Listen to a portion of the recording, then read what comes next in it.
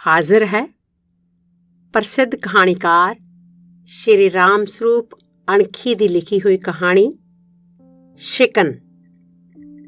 ਸਵੇਰੇ ਪਹਿਲੀ ਬੱਸ ਹੀ ਲੁਧਿਆਣੇ ਗਿਆ ਸਾਂ। ਕੰਮ ਤਾਂ 1 ਘੰਟੇ ਦਾ ਸੀ, ਪਰ ਜਾਣਾ ਜ਼ਰੂਰੀ ਸੀ। ਵਾਪਸ ਵੀ ਮੁੜਨਾ ਸੀ। ਗਰਮੀਆਂ ਦੇ ਦਿਨ ਸਨ, ਜੇਠ ਹਾੜ ਦਾ ਮਹੀਨਾ। ਛੇਤੀ ਮੈਂ ਆਪਣਾ ਕੰਮ ਮੁਕਾਇਆ ਤੇ ਬੱਸ ਸਟੈਂਡ ਉੱਤੇ ਆ ਗਿਆ। ਚਾਹੁੰਦਾ ਸਾਂ ਦੁਪਹਿਰ ਤੋਂ ਪਹਿਲਾਂ ਵਾਪਸ ਬਰਨਾਲੇ ਪਹੁੰਚ ਜਾਵਾਂ, ਨਹੀਂ ਤਾਂ ਫੇਰ ਦੁਪਹਿਰ ਦੀ ਭੱਠੀ ਵਿੱਚੋਂ ਨਿਕਲੀ ਗਰਮ ਹਵਾ ਪਿੰਡਾ ਸਾੜ ਕੇ ਰੱਖ ਦੇਵੇਗੀ। ਬੱਸ ਆਪਣੇ ਅੱਡੇ ਉੱਤੇ ਲੱਗੀ ਖੜੀ ਸੀ। ਪੁੱਛਿਆ, ਤੁਰ ਬਰਨਾਲੇ ਤੱਕ ਜਾਣੀ ਹੈ। ਬੱਸ ਵਿੱਚ ਇੱਕ ਸਵਾਰੀ ਬੈਠੀ ਹੋਈ ਸੀ, ਕੋਈ ਕੁੜੀ ਸੀ। ਕਾਊਂਟਰ ਉੱਤੇ ਕੰਡਕਟਰ ਵਿਹਲਾ ਖੜਾ ਸੀ। ਮੈਂ ਉਹਦੇ ਕੋਲੋਂ ਬੱਸ ਤੁਰਨ ਦਾ ਵਕਤ ਪੁੱਛਿਆ। 10 ਮਿੰਟ ਰਹਿੰਦੇ ਸਨ। ਬੱਸ ਅੱਡੇ 'ਤੇ ਲੱਗੇ ਸ਼ੀਸ਼ੇ ਵਿੱਚ ਮੇਰੀ ਨਿਗਾਹ ਪੈ ਗਈ। ਚਿਹਰੇ ਉੱਤੇ ਹੱਥ ਫੇਰਿਆ। ਦਾੜ੍ਹੀ ਵਿੱਚ ਕੋਈ ਚਿੱਟਾ ਵਾਲ ਨਹੀਂ ਸੀ। ਜਵਾਨ ਲੱਗਦਾ ਸਾਂ ਮੈਂ। ਗੱਲ੍ਹਾਂ ਦੇ ਉਤਲੇ ਭਾਗ ਉੱਤੇ ਅੱਖਾਂ ਥੱਲੇ ਜੋ ਸ਼ਿਕਨ ਪੈ ਰਹੇ ਸਨ, ਉਹਨਾਂ ਨੂੰ ਉਂਗਲਾਂ ਦੇ ਪੋਟਿਆਂ ਨਾਲ ਨੱਪ ਕੇ ਮੈਂ ਸਾਫ਼ ਕਰਨ ਦੀ ਕੋਸ਼ਿਸ਼ ਕੀਤੀ। ਚਿਹਰੇ ਉੱਤੇ ਮੁਸਕਰਾਹਟ ਦੇ ਫੁੱਲ ਖਿੜ ਉੱਠੇ। 44 ਸਾਲ ਦੀ ਉਮਰ ਵਿੱਚ ਵੀ ਮੈਂ ਕਿੰਨਾ ਜਵਾਨ ਲੱਗਦਾ ਸਾਂ। ਕਿੰਨਾ ਕਮਾਲ ਹੈ ਖਿਜ਼ਾਬ ਦਾ ਵੀ, ਬੁੱਢੇ ਆਦਮੀ ਨੂੰ 26 ਸਾਲ ਦਾ ਕਰ ਦਿੰਦਾ ਹੈ। ਇਹ ਕਮਾਲ ਤਾਂ ਹੈ ਹੀ ਖਿਜ਼ਾਬ ਦਾ। ਮੇਰੇ ਵਾਲਾ ਖਿਜ਼ਾਬ ਹੈ ਵੀ ਕਿੰਨਾ ਨੈਚੁਰਲ। ਦੇਖਣ ਵਾਲੇ ਨੂੰ ਪਤਾ ਹੀ ਨਹੀਂ ਲੱਗਦਾ ਕਿ ਦਾੜ੍ਹੀ ਉੱਤੇ ਕੁਝ ਲਾਇਆ ਹੈ ਜਾਂ ਨਹੀਂ। ਪਿੱਛੇ ਜਿਹੇ ਅਖਬਾਰਾਂ ਵਿੱਚ ਪੜ੍ਹਿਆ ਸੀ ਕਿ ਖਿਜ਼ਾਬ ਲਾਉਣ ਵਾਲੇ ਲੋਕ ਛੇਤੀ ਅੰਨੇ ਹੋ ਜਾਂਦੇ ਹਨ। ਇੱਕ ਵਾਰ ਤਾਂ ਦਿਲ ਦਹਿਲ ਉੱਠਿਆ, ਬਨਾਵਟੀ ਜਵਾਨੀ ਦਾ ਕੀ ਏ? ਅੰਨੇ ਹੋ ਗਏ ਤਾਂ ਕੰਧਾਂ ਵਿੱਚ ਵੱਜਦੇ ਫਿਰਾਂਗੇ। 1 ਹਫ਼ਤਾ ਖਿਜ਼ਾਬ ਨਹੀਂ ਲਾਇਆ। ਅਗਲੇ ਹਫ਼ਤੇ ਸ਼ੀਸ਼ਾ ਮੂੰਹ ਚੜਾਉਣ ਲੱਗ ਪਿਆ। ਜੀ ਜਿਹਾ ਹੀ ਨਾ ਲੱਗਿਆ ਕਰੇ। ਫੇਰ ਸ਼ੁਰੂ ਕਰ ਦਿੱਤਾ ਖਿਜ਼ਾਬ। ਬੱਸ ਦੀ ਪਿਛਲੀ ਬਾਰੀ ਚੜ੍ਹ ਕੇ ਕੁੜੀ ਦੇ ਕੋਲ ਦੀ ਲੰਘਦਾ ਮੈਂ ਅਗਲੀਆਂ ਸੀਟਾਂ ਉੱਤੇ ਜਾ ਬੈਠਾ। ਨਿਗਾਹ ਮਾਰੀ। ਕੁੜੀ ਕੋਲ ਪਲਾਸਟਿਕ ਦੀ ਟੋਕਰੀ ਸੀ, ਜਿਸ ਵਿੱਚ ਕੁਝ ਨਿੱਕ-ਸੁੱਕ ਜਿਹਾ ਤੁੰਨਿਆ ਹੋਇਆ ਸੀ। ਇੱਕ ਛੋਟਾ ਜਿਹਾ ਅਟੈਚੀ, ਜਿਸ ਉੱਤੇ ਖਾਕੀ ਜੀਨ ਦਾ ਕੱਪੜਾ ਚੜ੍ਹਿਆ ਹੋਇਆ ਸੀ। ਉਸ ਦਿਨ ਪਤਾ ਨਹੀਂ ਕੀ ਗੱਲ, ਸਵਾਰੀਆਂ ਬਹੁਤ ਘੱਟ ਚੜ੍ਹੀਆਂ। ਸ਼ਾਇਦ ਦਿਨ ਦਾ ਵਕਤ ਹੋਣ ਕਰਕੇ।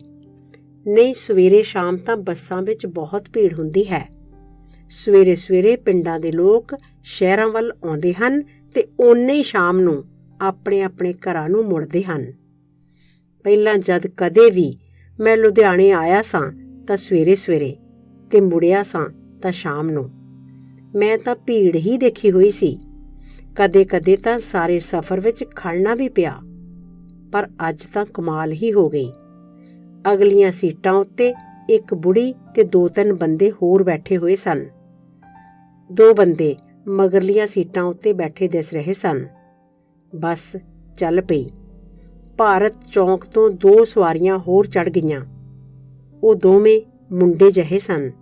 ਸਿਰ ਉੱਤੇ ਲੰਮੇ ਵਾਲ, ਗੱਲ੍ਹਾਂ ਦੇ ਅੱਧ ਤੱਕ ਦਾੜ੍ਹੀ ਦੀਆਂ ਕਲਮਾਂ ਛੱਡੀਆਂ ਹੋਈਆਂ, ਹੱਥਾਂ ਵਿੱਚ ਮੋਟੇ ਲੋਹੇ ਦੇ ਕੜੇ, ਕੁੜਤਿਆਂ ਦੀਆਂ ਸਾਬਤ ਬਾਹਾਂ ਖੁੱਲ੍ਹੀਆਂ ਕਫਾਂ ਵਾਲੀਆਂ, ਬੈਲ ਬਾਟਮ ਪੈਂਟਾਂ ਦੇ ਪਹੁੰਚੇ ਘੱਗਰਿਆਂ ਵਾਂਗ ਖੁੱਲ੍ਹੇ, ਬਹੁਤ ਖੁੱਲ੍ਹੇ। ਉਹ ਆਪਣੀਆਂ ਪੈਂਟਾਂ ਦੀਆਂ ਜੇਬਾਂ ਵਿੱਚੋਂ ਬਿੰਦੇ ਕੰਘੀਆਂ ਕੱਢਦੇ ਤੇ ਸਿਰ ਦੇ ਵਾਲਾਂ ਵਿੱਚ ਫੇਰਦੇ। ਉਹਨਾਂ ਦੀਆਂ ਚੀਚੀਆਂ ਵਿੱਚ ਝੂਠੇ ਨਗਾਂ ਵਾਲੀਆਂ ਛਾਪਾਂ ਸਨ। ਬੱਸ ਵਿੱਚ ਸਾਰੇ ਨਿਗਾਹ ਜਿਹੀ ਮਾਰ ਕੇ ਉਹ ਉਸ ਟੋਕਰੀ ਵਾਲੀ ਕੁੜੀ ਦੀ ਮੂਹਰਲੀ ਸੀਟ ਉੱਤੇ ਬੈਠ ਗਏ।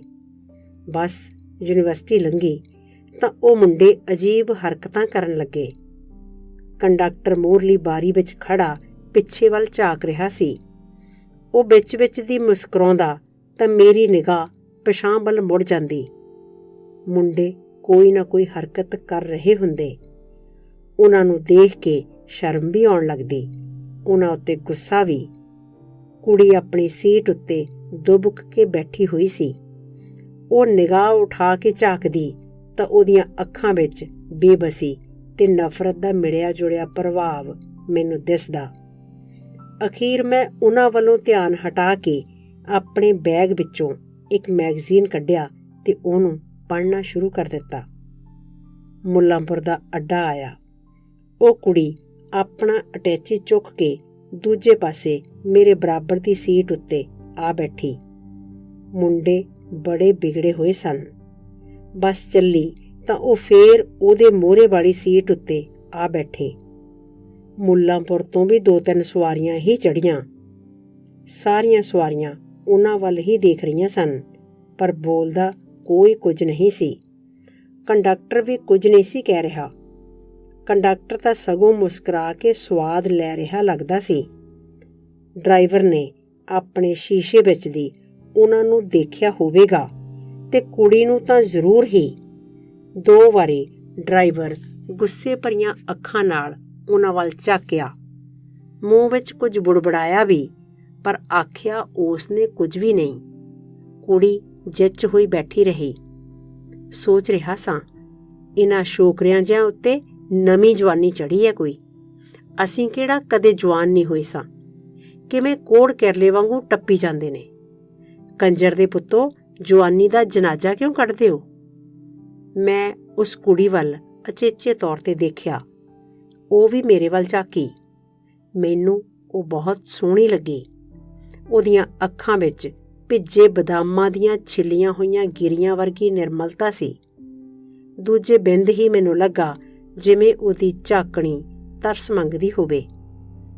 ਪੁਲ ਸੁਧਾਰ ਦਾ ਅੱਡਾ ਆਇਆ। ਉੱਥੋਂ ਕਈ ਸਵਾਰੀਆਂ ਚੜ੍ਹੀਆਂ। ਹੁਣ ਮੁੰਡੇ ਟਿਕ ਕੇ ਬੈਠੇ ਹੋਏ ਸਨ ਤੇ ਚੜ੍ਹ ਰਹੀਆਂ ਸਵਾਰੀਆਂ ਵੱਲ ਵੱਢ ਖਾਣੀਆਂ ਨਜ਼ਰਾਂ ਨਾਲ ਦੇਖਦੇ ਜਾ ਰਹੇ ਸਨ। ਡਰਾਈਵਰ ਨੇ ਸੈਲਫ ਉੱਤੇ ਉਂਗਲ ਰੱਖੀ। ਇੰਜਣ ਨੇ ਘਰੜ ਕੀਤੀ ਤਾਂ ਉਹ ਕੁੜੀ ਆਪਣੀ ਸੀਟ ਉੱਤੋਂ ਚੀਖ ਉੱਠੀ, ਅੰਕਲ ਤੁਸੀਂ? ਮੈਂ ਤਾਂ ਤੁਹਾਨੂੰ ਦੇਖਿਆ ਹੀ ਨਹੀਂ, ਉਹ ਮੈਨੂੰ ਕਹਿ ਰਹੀ ਸੀ। ਨਾਲ ਦੀ ਨਾਲ ਉਹ ਆਪਣੀ ਸੀਟ ਉੱਤੋਂ ਉੱਠੀ ਤੇ ਮੇਰੇ ਨਾਲ ਆ ਬੈਠੀ। ਮੈਂ ਤਾਂ ਉਸ ਕੁੜੀ ਨੂੰ ਜਾਣਦਾ ਤੱਕ ਨਹੀਂ ਸਾਂ। ਦਿਮਾਗ ਉੱਤੇ ਬਹੁਤ ਜ਼ੋਰ ਪਾਇਆ। ਉਹਦੀ ਸ਼ਕਲ ਮੈਂ ਪਹਿਲਾਂ ਕਦੇ ਨਹੀਂ ਸੀ ਦੇਖੀ। ਖੈਰ, ਮੇਰੇ ਨਾਲ ਆ ਬੈਠਣ ਤੇ ਮੈਂ ਉਹਦਾ ਸਵਾਗਤ ਕੀਤਾ। ਉਹਦੇ ਚਿਹਰੇ ਉੱਤੇ ਬਨਾਵਟੀ ਜਿਹੀ ਮੁਸਕਾਨ ਸੀ। ਬੈਠਦੇ ਹੀ ਉਹਨੇ ਪੁੱਛਿਆ, ਅੰਕਲ ਤੁਸੀਂ ਕਿੱਥੇ ਜਾਣਾ? ਮੈਂ ਦੱਸਿਆ, ਮੈਂ ਤਾਂ ਗੁੱਡੀ ਬਰਨਾਲੇ ਜਾਣਾ। ਅਜੇ ਮੇਰੇ ਮਨ ਵਿੱਚ ਸੰਘਰਸ਼ ਚੱਲ ਹੀ ਰਿਹਾ ਸੀ ਕਿ ਇਹ ਕੁੜੀ ਹੈ ਕੌਣ। ਉਹਨੂੰ ਉਲਟਾ ਕੇ ਮੈਂ ਵੀ ਪੁੱਛ ਲਿਆ, ਤੂੰ ਗੁੱਡੀ ਕਿੱਥੇ ਚੱਲੀ ਏ? ਮੈਂ ਤਾਂ ਅੰਕਲ ਦੱਦਾਹੂਰ ਉਤਰੂੰਗੀ, ਉਹ ਬੋਲੀ ਤੇ ਫਿਰ ਦੱਸਣ ਲੱਗੀ ਕਿ ਉਹ ਲੁਧਿਆਣੇ ਕੋਈ ਟ੍ਰੇਨਿੰਗ ਕਰਦੀ ਹੈ। ਉਹ ਮੇਰੇ ਨਾਲ ਇਸ ਤਰ੍ਹਾਂ ਗੱਲਾਂ ਕਰਨ ਲੱਗੀ ਜਿਵੇਂ ਮੈਨੂੰ ਉਹ ਬਹੁਤ ਚੰਗੀ ਤਰ੍ਹਾਂ ਜਾਣਦੀ ਹੋਵੇ। ਮੁੰਡੇ ਹੁਣ ਮੇਰੇ ਵੱਲ ਸ਼ੱਕ, ਈਰਖਾ ਤੇ ਡਰ ਭਰੀਆਂ ਅੱਖਾਂ ਨਾਲ ਝਾਕਣ ਲੱਗੇ। ਉਹ ਕੋਈ ਹਰਕਤ ਨਹੀਂ ਕਰ ਰਹੇ ਸਨ, ਨਾ ਹੀ ਉੱਠ ਕੇ ਉਹ ਸਾਡੀ ਸੀਟ ਸਾਹਮਣੇ ਆ ਕੇ ਬੈਠੇ। ਕੁਝ ਦੇਰ ਸਾਡੇ ਵੱਲ ਝਾਕਦੇ ਤੇ ਫੇਰ ਪਰਾਂ ਅੱਖਾਂ ਭੁਆ ਲੈਂਦੇ ਤੇ ਫੇਰ ਉਹ ਬਿਲਕੁਲ ਹੀ ਸਾਡੇ ਵੱਲ ਪਿੱਠਾਂ ਕਰਕੇ ਬੈਠ ਗਏ ਤੇ ਤਾਕੀ ਵਿੱਚ ਦੀ ਬਾਹਰ ਕੱਟੀਆਂ ਹੋਈਆਂ ਫਸਲਾਂ ਦੇ ਢੇਰਾਂ ਨੂੰ ਦੇਖਣ ਲੱਗੇ। ਖੇਤਾਂ ਵਿੱਚ ਤੁਰ ਫਿਰ ਰਹੇ ਕਿਸਾਨਾਂ ਨੂੰ ਦੇਖ ਕੇ ਉਹ ਕੋਈ ਗੱਲ ਕਰਦੇ। ਕੁੜੀ ਦੇ ਸਾਹਸ ਤੇ ਹਾਜ਼ਰ ਦਿਮਾਗੀ ਉੱਤੇ ਮਨ ਹੀ ਮਨ ਮੈਂ ਉਹਨੂੰ ਦਾਦ ਦੇ ਰਿਹਾ ਸਾਂ। ਇਹ ਸਾਫ਼ ਤੇ ਸਪਸ਼ਟ ਸੀ ਕਿ ਉਹ ਮੈਨੂੰ ਬਿਲਕੁਲ ਨਹੀਂ ਜਾਣਦੀ ਸੀ। ਉਹਦੇ ਮਨ ਵਿੱਚ ਪਤਾ ਨਹੀਂ ਕੀ ਗੱਲ ਆਈ ਹੋਵੇਗੀ। ਉਹਨੇ ਝੱਟ ਹੀ ਮੈਨੂੰ ਅੰਕਲ ਬਣਾ ਲਿਆ ਤੇ ਇਸ ਪ੍ਰਕਾਰ ਉਹ ਕਾਮਯਾਬ ਵੀ ਰਹੀ। ਜ਼ਰੂਰ ਹੀ ਉਹਨੇ ਮੇਰੇ ਚਿਹਰੇ ਦੇ ਸ਼ਿਕਨ ਦੇਖ ਲਏ ਹੋਣਗੇ। ਕਾਲੀ ਦਾੜੀ ਵੱਲ ਉਹ ਕਾਹਨੂੰ ਝਾਕੀ ਹੋਵੇਗੀ। ਦੋਵੇਂ ਮੁੰਡੇ ਰਾਏਕੋਟ ਉਤਰ ਗਏ। ਉਤਰਨ ਲੱਗੇ ਉਹ ਮੇਰੇ ਵੱਲ ਕਹਿਰ ਭਰੀਆਂ ਅੱਖਾਂ ਨਾਲ ਝਾਕਦੇ ਜਾ ਰਹੇ ਸਨ। ਮੈਂ ਵੀ ਉਹਨਾਂ ਵੱਲ ਨਫ਼ਰਤ ਦੀਆਂ ਪਿਚਕਾਰੀਆਂ ਸੁੱਟੀਆਂ, ਪਰ ਉਹ ਬੋਲੇ ਕੁਝ ਨਹੀਂ। ਕੁੜੀ ਦੱਦਾਹੂਰ ਉਤਰ ਗਈ। ਉਤਰਨ ਲੱਗੀ ਉਹ ਮੈਨੂੰ ਬਹੁਤ ਸਨੇਹ ਜਿਹੇ ਨਾਲ ਸਤਿ ਸ੍ਰੀ ਅਕਾਲ ਕਹਿ ਕੇ ਗਈ। ਉਹਦਾ ਵਿਰਧ ਪਿਤਾ ਟਾਹਲੀ ਹੇਠ ਬੈਠਾ ਉਹਨੂੰ ਉਡੀਕ ਰਿਹਾ ਸੀ। ਉਹ ਉਤਰੀ ਤਾਂ ਬੁੱਢੇ ਨੇ ਉੱਠ ਕੇ ਮੋਢੇ ਵਾਲੇ ਸਮੋਸੇ ਦਾ ਈਨੂ ਮਾਰਿਆ ਤੇ ਸਿਰ ਉੱਤੇ ਰੱਖ ਲਿਆ। ਈਨੂ ਉੱਤੇ ਅਟੈਚੀ ਟਿਕਾ ਲਿਆ। ਉਹ ਅੱਗੜ ਪਿੱਛੜ ਨਹਿਰ ਦੀ ਪਟੜੀ ਉੱਤੇ ਤੁਰੇ ਜਾ ਰਹੇ ਸਨ। ਇੱਕ ਜਿੱਤ ਪਰ ਇੱਕ ਹਾਰ ਜਿਹੀ ਦੇ ਅਹਿਸਾਸ ਨਾਲ ਮੈਂ ਬੱਸ ਵਿੱਚ ਬੈਠਾ ਉਸ ਕੁੜੀ ਬਾਰੇ ਸੋਚਦਾ ਰਿਹਾ। ਥੱਕਿਆ ਜਿਹਾ ਬਰਨਾਲੇ ਆ ਕੇ ਘਰ ਪਹੁੰਚਿਆ।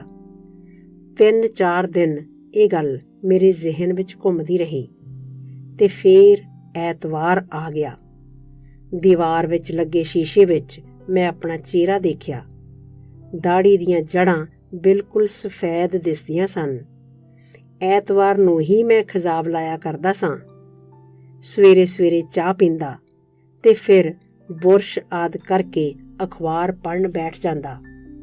ਐਤਵਾਰ ਵਾਲੇ ਦਿਨ ਅਖਬਾਰ ਪੜ੍ਹਨ ਦਾ ਬੜਾ ਸਵਾਦ ਆਉਂਦਾ ਸੀ। ਦਫ਼ਤਰ ਜਾਣ ਦੀ ਕਾਹਲ ਨਹੀਂ ਹੁੰਦੀ ਤੇ ਸਮਾਂ ਆਪਣੇ ਪੂਰੇ ਖੰਭ ਫੈਲਾ ਕੇ ਹੌਲੀ ਉੱਡਦਾ ਹੈ। ਅੰਗਾਂ ਵਿੱਚ ਭਰੀ ਮਿੱਠੀ ਆਲਸ ਅਜੀਬ ਜਿਹਾ ਨਸ਼ਾ ਦਿੰਦੀ ਹੈ। ਉਸ ਦਿਨ ਮੈਂ ਅਖਬਾਰ ਪੜ੍ਹਦਾ ਹੀ ਰਿਹਾ। ਇੱਥੋਂ ਤੱਕ ਮੈਂ ਮੰਡੀਆਂ ਦੇ ਭਾਅ ਵੀ ਪੜ੍ਹ ਦਿੱਤੇ। ਬੀਵੀ ਨੇ ਸਾਰੇ ਘਰ ਦੇ ਕੱਪੜੇ ਧੋ ਕੇ ਤਾਰ ਉੱਤੇ ਸੁੱਕਣੇ ਪਾ ਦਿੱਤੇ ਸਨ।